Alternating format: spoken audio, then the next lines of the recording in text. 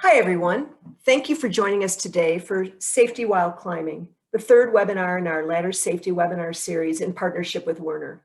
My name is Pam O'Brien, and I'm here from the American Ladder Institute. I'll be passing things over shortly to Chad Lingerfeld, National Job Site Safety and Security Manager at Werner, who will lead today's presentation. Before we begin, a few quick introductions and announcements.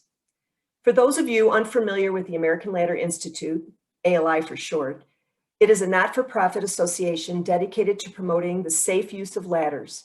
Its members are affiliated with the ladder and ladder component manufacturing industry, and ALI is the American National Standards Institute approved developer of ladder safety standards. Each March, the ALI and its partners sponsor National Ladder Safety Month, a campaign all about promoting the safe use of ladders both at home and at work. This year is the 5th celebration of National Ladder Safety Month, and we are excited to bring you this series of webinars covering how to safely choose and use ladders. ALI partnered with Werner on this series.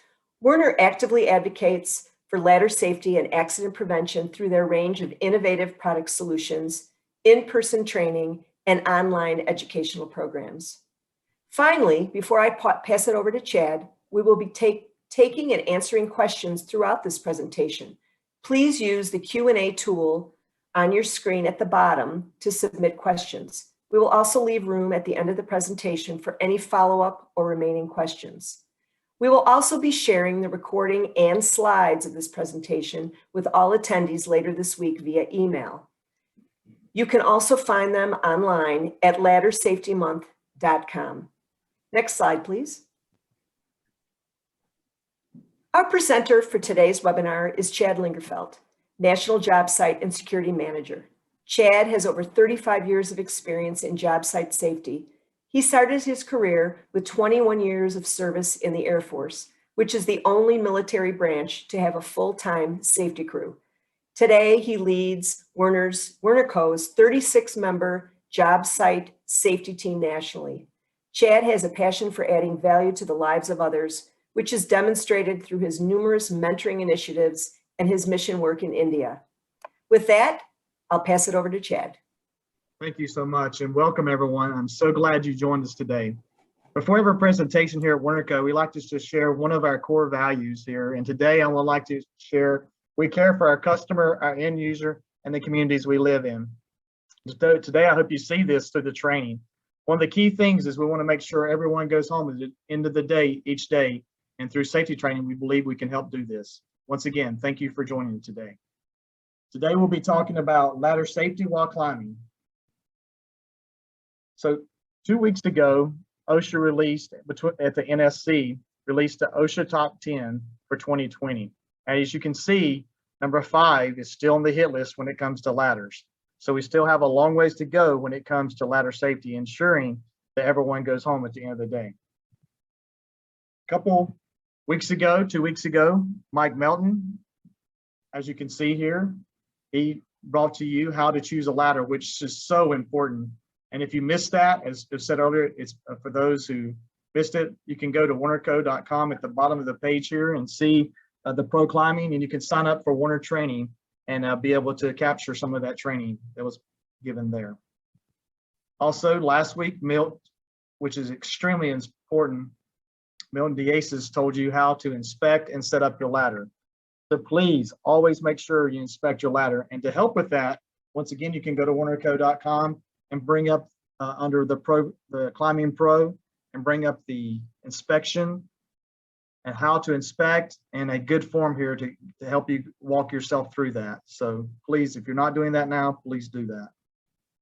So today, as we walk through this and we talk about some of the things we need to do to make sure we stay safe while climbing, the very first one is always try your best to have 3 points of contact at all times. That's 2 feet and a hand, 2 hands and a feet. Whatever you need to do to make sure you do this, please do that. Always face the ladder when climbing up or down.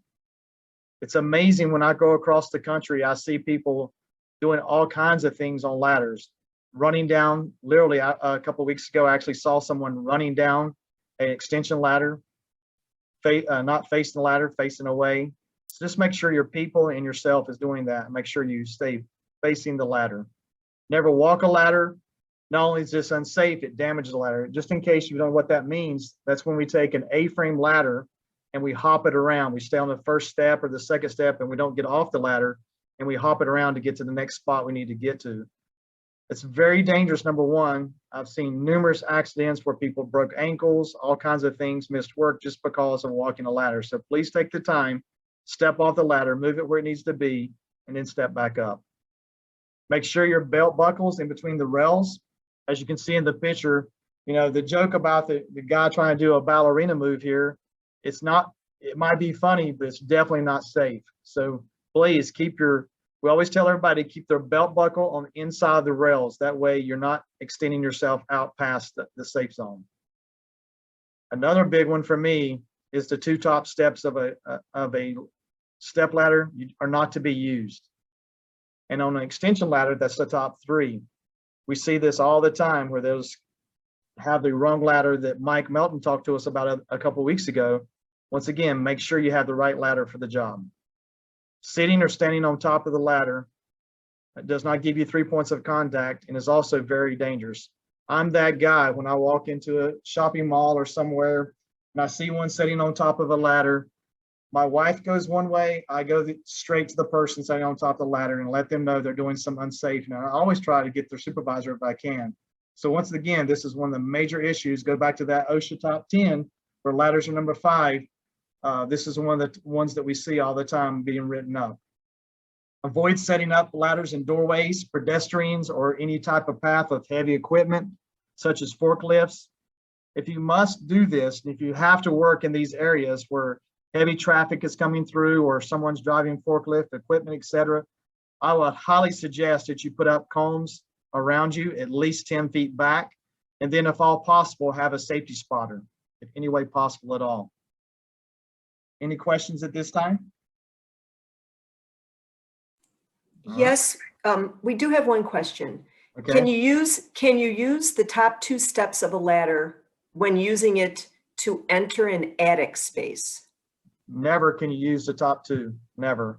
It has to go either 3 or that. You need to get the proper, that's a tough one. I understand those people have to access the attics, but a lot of times what they'll do, they'll get the ladder, the A-frame to go all the way to the top, and then they don't have to use the top. They can step up from the 3rd step up into the attic. So no.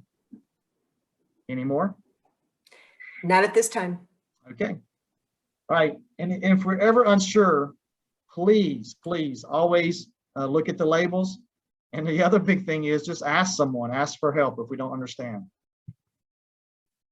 So the next one here is setting up the ladder. You talked about that, Milt did last week, but just once again, I want to cover it real quickly here, how to properly angle the ladder, the 4-to-1 ratio. So every 4 feet we go up, we need to come out 1 foot. And as you can see at the little diagram there to the right, how important this is. And a lot of people will take, just to give some idea how to do that, they'll take their feet and put against the bottom of the ladders. We're talking extension ladders now. Put their feet against the bottom, hold their palms straight out at a 90-degree angle, and then when they can touch the ladder, both their feet and their hands at the same time, it's pretty close to a 45, not at the angle that needs to be. Not always, but very close to help you to understand that. And then you need 3 rungs above the roof line. As you can see in the picture there also, the 3 feet above, when ascending or descending, doesn't matter. I had the question last week, that doesn't only applies when you're going up. That's not true. It's also ascending and descending. Always make sure your feet are flat on level ground. We make different types of levelers for this. If you cannot for the extension ladders, just make sure you have the right equipment and make sure your feet are flat on the ground when it comes to the ladder. When loading and unloading, take caution and always be very cautious of your surroundings, especially on the roof. Be paying attention to when you're getting on the ladder and getting off the ladder. Don't be looking at everything else, just look where you're going. And once again, as I go across the country, I see multiple injuries because of this. Someone gets distracted, someone yells at them, etc., and then they step and then they miss the ladder completely, or etc. So please make sure that happens.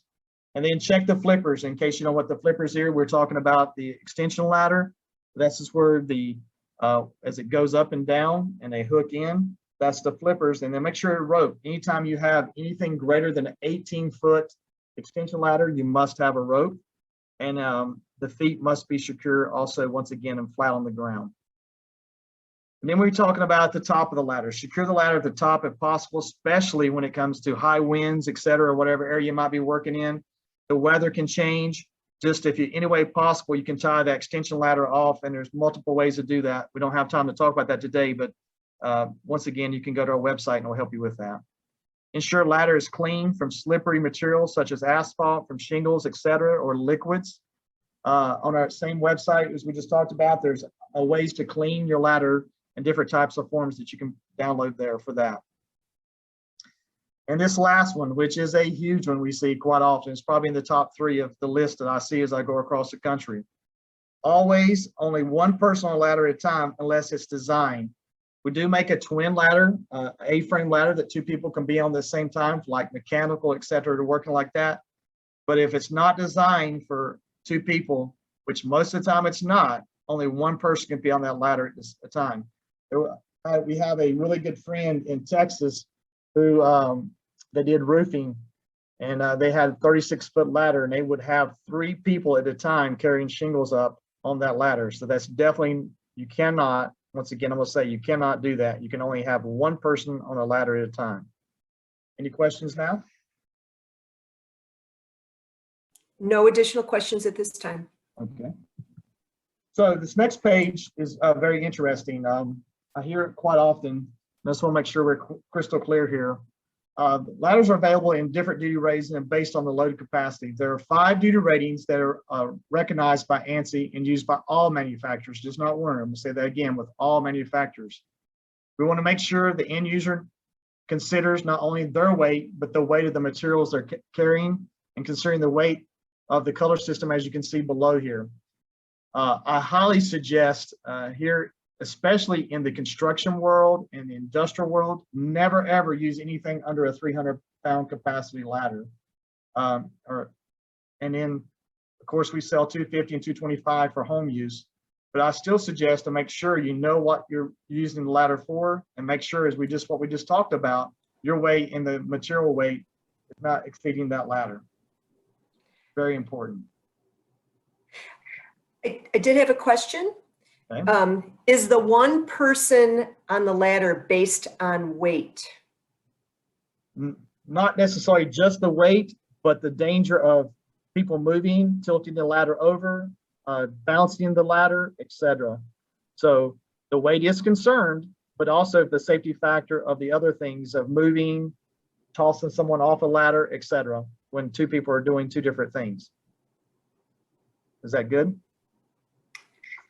No other questions? All right. We're good. All right. And here on the labels, I can't tell you how important the labels are.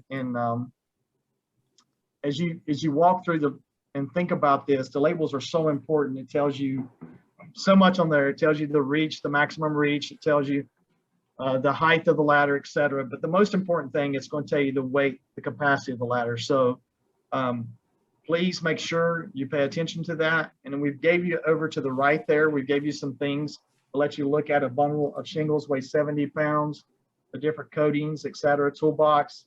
Another big one that we see a lot is plywood. Most people don't realize how heavy plywood is. So make sure you know the weight of yourself and what you're putting on the ladder, and ensuring that we're not putting too much weight on that ladder. This was very interesting, and I wanted to put this in here today. Something that came from the ANSI.org blog that's out there. And I think it's about maybe 2 years old at the most. You can Google this, or you can go, as you can see on their blog, ANSI.org at the bottom. But it's the top 5 most causes of ladder incidents here. So I thought this was pretty good. And number 1, which I see a tremendous amount, missing the last step of a ladder when climbing down. I want us to really think about that, missing the last step or missing a step, period. Once again, if you're not facing the ladder, you can easily do this. But people, it mostly happens when descending, as my experience. I can't say that for everybody, but as my experience, as I go across and train, a lot of people get in a hurry, they forget about the last step, or they miss a step when descending. So really talk this up with your people at work or wherever you're at, or your people at work for you, or even at home. Make sure you take the time, slow down, hit every step as you're going up and coming down. Overreaching. I'm gonna read some of these. I normally don't like to read. I'm a trainer, so I normally don't like to read, but these are pretty good. So I'm gonna read them right off the screen here. It says overreaching while on the ladder. When working from a ladder, keep the center of gravity and the body between the side rails. If you can easily reach the project area once you have ascended the ladder, climb down the ladder and move the ladder closer to the project. So a lot of times, go back to the walking the ladder. We also have another thing in the construction where we talk a lot about jumping the extension ladder. You'll see people who actually try to jump the extension ladder. We'll also see people go to the roof and take and pick the ladder up from the roof and move it over where they need to go, which is not very good, because what you're doing then, you're allowing the ladder could extend out or down or not lock in. So not a very good idea. So make sure we talk about this also. And number 3, the ladder in the not right size for the job. One of the factors in determining the right ladder for the job is the length. We've talked about this, and Mike talked about this a couple weeks ago. The key thing here is when you're selecting and calculate the maximum reach, and the best way to do this is 4 feet higher than the person is how tall the person is. So pretty a big deal there. And then number 4, the ladder was not firm on level ground. Clear the trash in the areas. And believe it or not, we see this more, or I shouldn't say see, but I hear this more, not just from construction side, but at home, and people are putting up Christmas lights, etc. during Christmas time, making sure, not making sure that the ground is level their own, and they'll go up and the ladder will be sideways, etc. Obstruction, power lines, tilting the ladder back into things. The base of the ladder should be safely secured to prevent accidental movement. You can also use a ladder with non-slip feet or additional levelers, as we talked about earlier, for extension ladders to increase the footprint. So this is yes. Could you advance your slide? They're only looking at numbers 1 through 3. There we go. Thank you. Thank you. It didn't go forward. Thank you for that. So just making sure that their feet, do not slip, and the levelers on the bottom extension ladder is to increase the footprint, which is a big deal. And this can be added to the ladder as long as you follow the directions. And then number 5, 3 points of contact, which we started off with today, not used when climbing the ladder. Always maintain 3 points of contact, 2 hands, a foot, 2 feet, and a hand when climbing up and down the ladder. This allows you to maintain your balance. And that goes back to the person who asked the question about 2 people on the ladder. Balance is a big thing when you're on the ladder. Whenever someone's stepping up or down or bouncing or hammering or working, it can really cause issues big time. We have a few questions. Okay. The first one is, what kind of ladder attachments are available for both extension ladders and A-frame, and where can I find them? The easiest way to find them, I'll answer that first. That's easy for me to answer, is just go to wernerco.com and go to accessories, and then it'll come up and it'll tell you where you can buy those products. But there's multiple different ones. We have, for the A-frames, we have all kinds. And I mean, it would take me probably, I'm not exaggerating, 5 or 6 minutes to explain everything that's on there, but we have things for paint buckets that can go in the top of our A-frame ladders for helping paint. For electricians, we have all different types of stuff to go there. And the tops of on our A-frames, we also have different holes to put different things and tools, etc. As we know, dropped objects are becoming a much bigger thing here now. So we have different type of buckets, different size of buckets to go on the A-frames. We have some of those on the extension ladders. We have hooks. We have different types of painting hooks to go on there. And then we also have stabilizers for extension ladders that go on the top of the ladder to help stabilize the ladder when it's leaning against a building, etc. But the best way to do is go to wernerco.com and go to the ladder section and look at accessories. Okay, next question. Why, as for the labels listed, they get worn off? Is OSHA handing out fines if the labels are missing, like weight rating, instructions, etc.?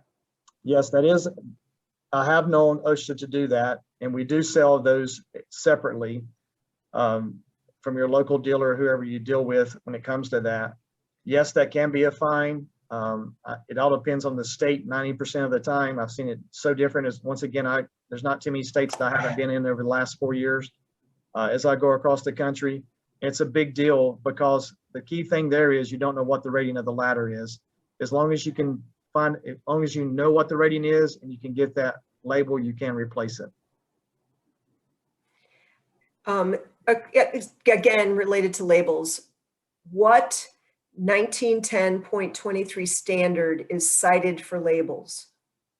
That goes back to carrying, and if that person, whoever that is, if you can give me an email or something, I can email them and have them sent exactly what that is. But OSHA, most of the time, OSHA can go back to the catch-all OSHA, if you will, to write that up when it comes to making sure everyone goes home. So. Okay, and one more. What is a root on the ladder?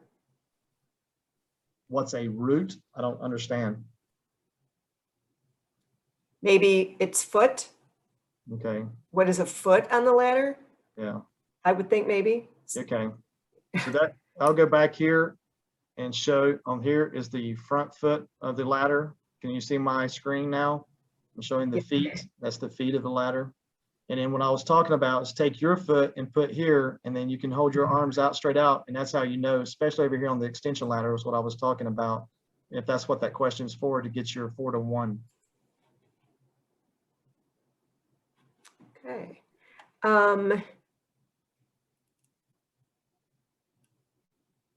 It said, he said when he moves it, don't grab the root.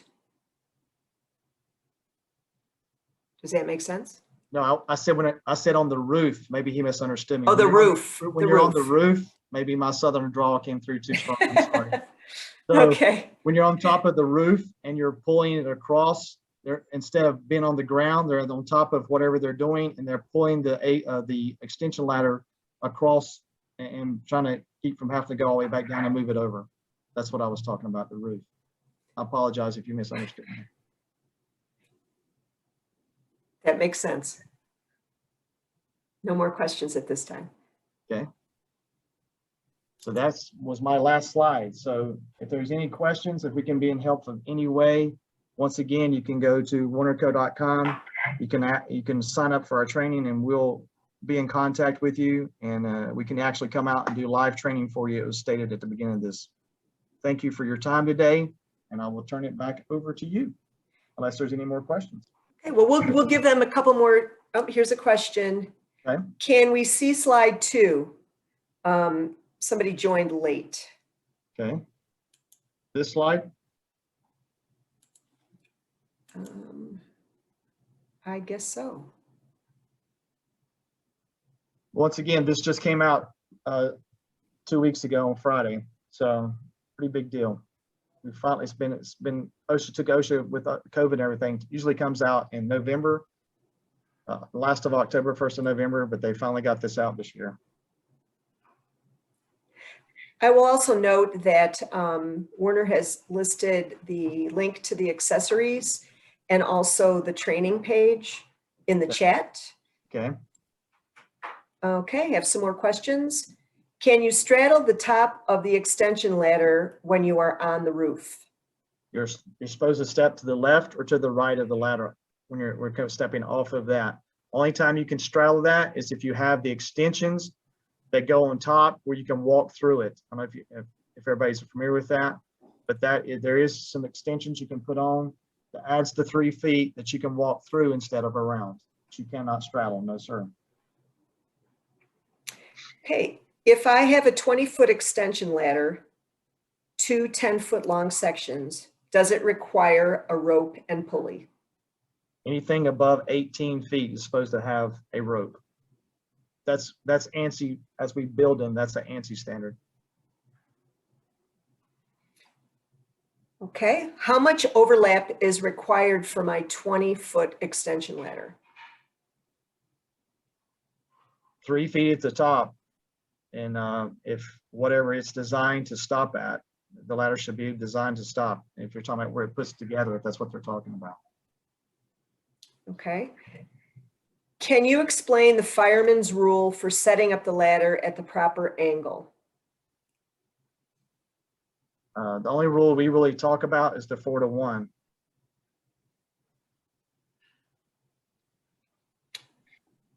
Okay.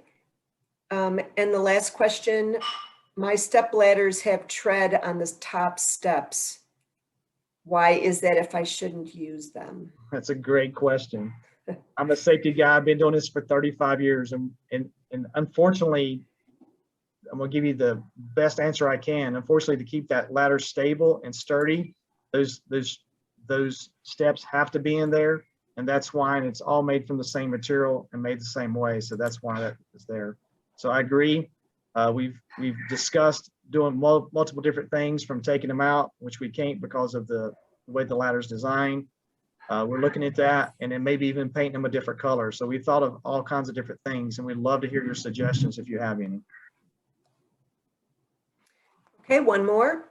Have you seen the NIOSH ladder safety app? Have you used it, and would you recommend it? Yes, when I teach competent person training, yes, I like it. And I take it they're talking about the angle from your ladder. It's a really good app, I think. I like it a lot. So yes, I would recommend it. It's a good, whoever said that, that's very good. It's a great app. I don't see any additional questions, so I'll close it up here. I'd like to thank everyone for joining us today, and Chad for sharing his expertise with us. The next and final webinar in our ladder safety series takes place next Tuesday, March 23rd, and will focus on safety at the top. You can register for this webinar at laddersafetymonth.com under Participate, Scheduled Events. There, you can also find the recordings of this and previous webinars. Next slide. Maybe this, there we go. You can also find more ladder safety resources, including free online training at laddersafetymonth.com and laddersafetytraining.org. We'll be sending each of you a follow-up survey. It would mean a lot to us if you would take a few minutes to provide us with your feedback on this presentation. With that, I bid you happy National Ladder Safety Month, and thank you again for joining us today.